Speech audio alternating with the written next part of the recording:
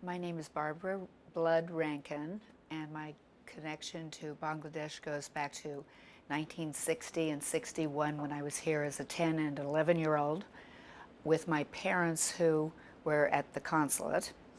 My father is Archer Blood, and who had two tours here, the earlier one that I remember more, and a second one right before the Liberation War. My father was aware of things happening. My mother was, I guess, pretty much in the dark because I recently talked to her, trying to put her memoirs together, and she didn't know a lot of the things that were going to happen until practically she was ushered out the door and flown out, evacuated to Iran at the time.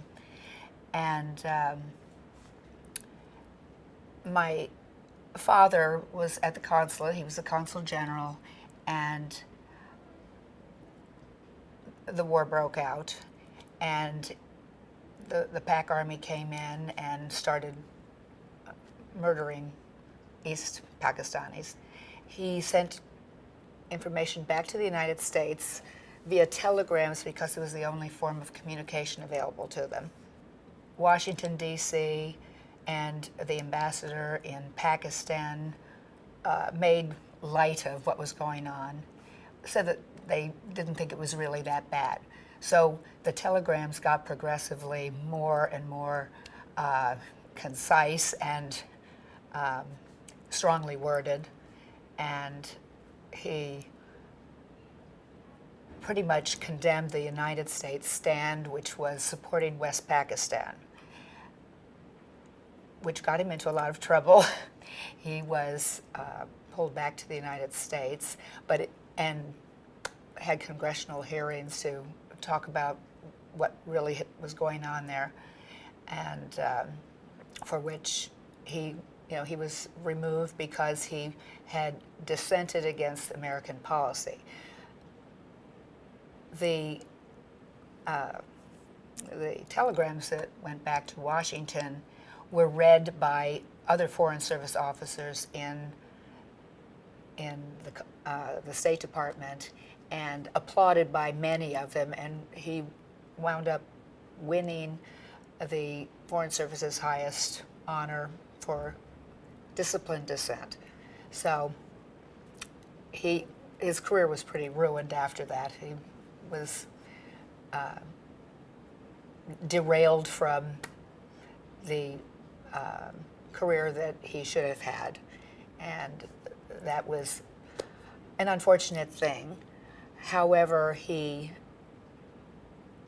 was given a choice. He could have taken the American stand at that point, and which would have been the wrong thing. And he was a very moral man. And as he said, it was a black and white situation. There was wrong and there was right, and the only right thing to do was to do what he did, and he was willing to sacrifice his career for that. Well, one of the telegrams was considered the most strongly worded communique ever received by a Foreign Service officer, and it became known as the Blood Telegram. In part, it read, "Here in Dhaka, we are mute and horrified witnesses to a reign of terror by the Pakistani military. I believe the most likely eventual outcome of the struggle underway in East Pakistan is a Bengali victory and the consequent establishment of an independent Bangladesh." He argued strongly against pursuing a rigid policy of one-sided support to the likely loser. It always makes me happy to hear his name mentioned and remembered, and it's especially nice that Bangladesh has been so wonderful honoring him and making his sacrifice. When he did pass away, the Bangladesh embassy sent a contingent, I think it was of 5 Bengalis, to honor him at his funeral in Fort Collins, which meant a great deal to us. And later on, my mother and father had never discussed what they wanted to do with remains after they passed away. It had never come up. And my father's remains are in my mother's living room to this day, 8 years later. We had a discussion, she and I, about what she should do with the remains. And there were various options. There was Arlington Cemetery, because he had been in the Navy, putting his ashes in her hometown in New Jersey. And I suggested to her that because ashes can be put in several places, some of the ashes should be sent to Bangladesh, because he is considered so highly here and he loved the country.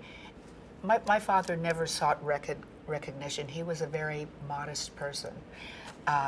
So I don't think he just thought that he had made the sacrifice and that was it, and he was going to move on to other things. He was very pleasantly surprised and felt bolstered that he had that much backing in the State Department by his peers. And I think he was quite overwhelmed by the Bangladeshi degree of appreciation.